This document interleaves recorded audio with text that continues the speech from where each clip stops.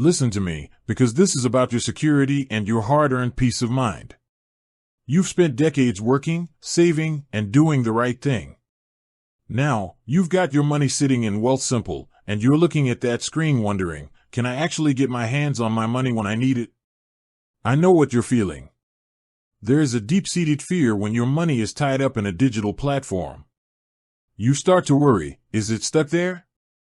Am I going to be hit with a massive fee just for wanting my own cash? Or worse, is the process so complicated that you're going to make a mistake and send your retirement nest egg into some digital abyss?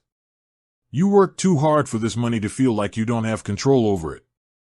The answer is yes, you absolutely can transfer your money from Wealthsimple to your bank account.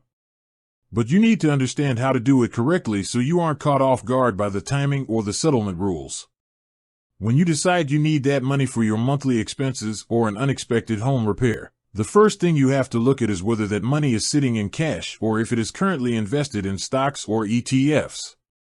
This is where people get tripped up. If your money is invested, you first have to sell those investments. Once you hit that sell button, the money doesn't just instantly become available to send to your bank.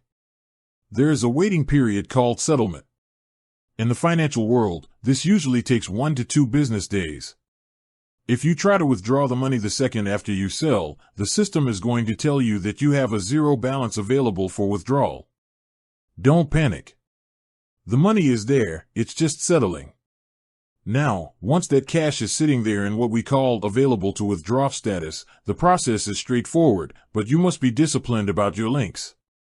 You need to make sure your external bank account, the one at the big bank where you pay your bills, is properly linked and verified. When you start the transfer, Wealthsimple generally uses electronic fund transfers. Here is the reality check. This is not an instant zap of cash. It typically takes anywhere from 2 to 5 business days for that money to land in your bank account. If you are sitting there on a Friday night needing that money for a bill due on Monday, you are in a dangerous spot. You have to plan ahead. You cannot treat your investment account like a physical wallet in your pocket. And let's talk about the gotchas that keep you up at night. One of the biggest questions I get is about fees. Generally, Wealthsimple does not charge you a fee to move your CAD funds back to your linked Canadian bank account. That's good news. You get to keep your money.